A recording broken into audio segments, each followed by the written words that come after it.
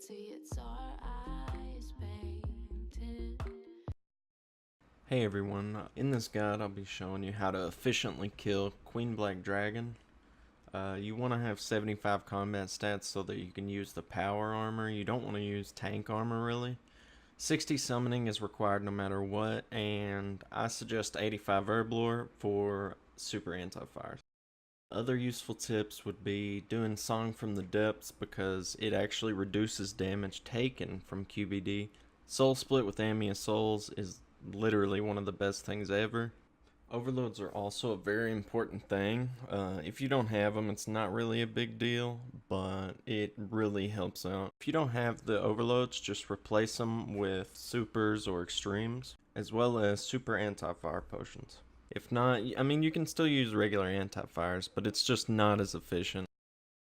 At any point while fighting Queen Black Dragon, you'll be unable to bring a familiar. Also, if you've got the Penance Aura, you'll basically never have to use Prayer Pots. If you don't have that, go ahead and use Vampirism if that's available though. As far as gear goes, even if you're on a budget, Armadillo is plenty fine. If you've already made a Royal Crossbow before, then it's great at a low price. You can replace the amulet I've got here with a Glory, a Fury. If you don't have a Ring of Fortune, you can actually easily replace that with a Ring of Wealth and still be hitting the rare drop table. If you get a Black Dragon task, you can actually use your Slayer Helm and get extra accuracy as well. Alright, so before we get started with the kills, basically you're going to go to Port Sarim, and this is just a small tip for people who may need to bank more frequently than others. If you notice your prayer points are low and you don't feel like wasting stuff, just come here, refresh it, head back north, and you'll enter the cave to go towards Queen Black Dragon. Think about your inventory. As you can tell, I don't have any restore potions, prayer pots, but I've got Penance Aura, so I actually don't really even need any prayer pots. I would suggest at least 3 restore flasks or prayer potions. Now that we're in the cave, you'll see a agility shortcut right down here that requires 50 agility. If you don't have it, you'll just have to go through the 3 floors of grot worms until you get to the entrance to QBD.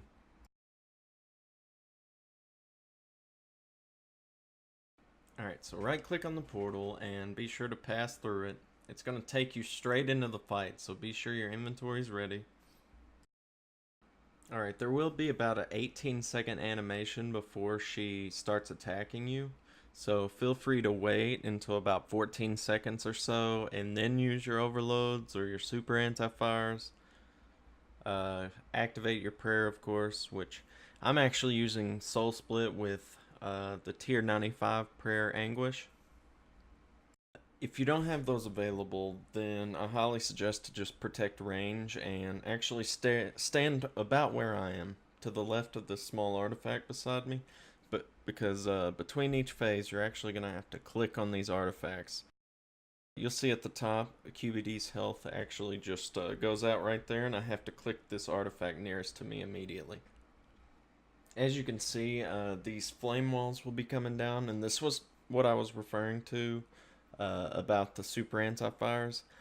If you get hit by the flame, it's only going to deal 750 if you've got the super anti-fires. Alright, as you get close to each phase, it's good to go ahead and turn the screen and be prepared to click on the next artifact. As you can see here, I went ahead and clicked it. If you surge and then click it right after the ability activates, it'll actually go ahead and run straight to it for you. Alright, you might have seen the QBD just change to a bluish color. Whenever this happens, she's actually weak to range or melee attacks. Once each phase ends, rush to the artifacts because grot worms spawn if not. So one easy way to actually get through the flames, if you wait until they're super close and take one step forward, as you can tell I actually didn't take any damage at all, but it may take you some time to get used to doing that. So this may seem like it's been easy so far. I'm ending the 4th phase here by clicking the last artifact. But the thing is, throughout each phase there's a possibility of tormented souls to appear, and they will hurt if you're not careful.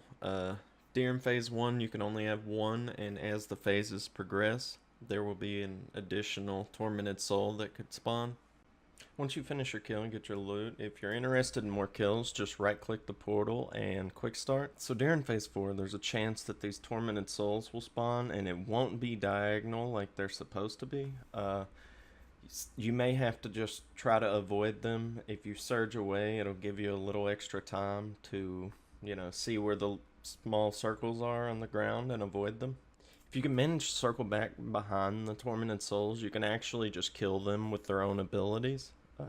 If not, you may take some damage. Just eat up and be careful.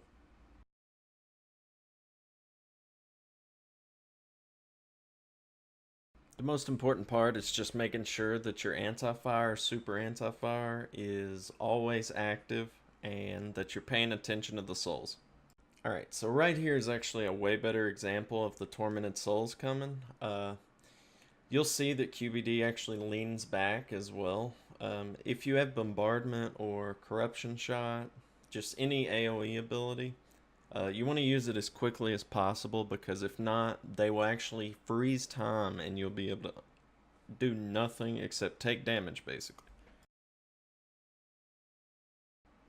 For this part, I'm actually going to show you how to brandish your royal crossbow. I brought the budget gear just to kind of show you that even though the tormented souls come, I get hit by the big flames, all this, if you can just either surge away or just stay calm and eat some food and make sure you don't, get your health too low. Alright, now that things are a little less crazy, as soon as you see her go to do the flames again, you have to turn around, face her. Now click the crossbow without spam clicking. Alright, now that we're pretty familiar with all the phases, I want to show you what it's like to actually kill it while on a Black Dragon Slayer task.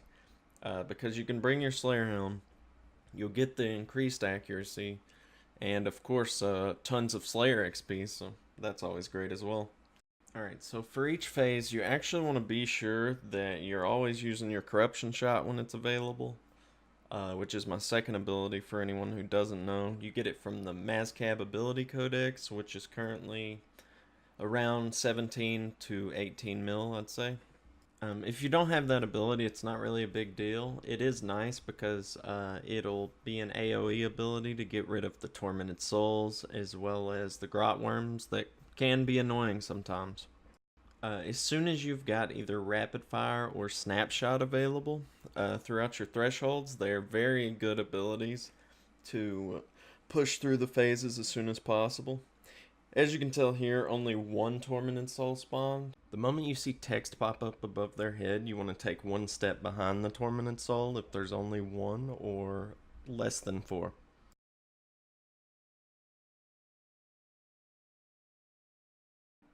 I would say that you could use melee during this, but honestly I really wouldn't recommend it. You'll be getting hit by both melee and range attacks from QBD.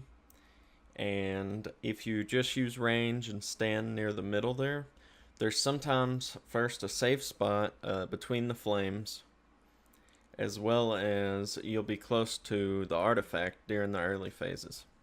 I'm not sure if y'all paid much attention to the time it took me for the previous kills, but even with this being kinda slow, it was still about 20 seconds, if not even faster than the previous ones without the Slayer helmet.